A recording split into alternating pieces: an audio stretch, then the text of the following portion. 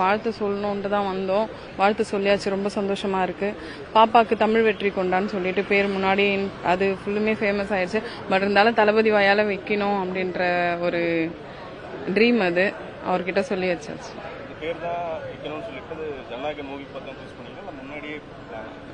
இல்ல மூவினால தான். பிளஸ் அவருக்கு ஜாதகத்திலயும் இதே பேரை வச்சிருங்கன்னு சொல்லிட்டாங்க. கியூட்டா இருக்கிறாருன்னு சொல்லிட்டு கிஸ் பண்ணாரு.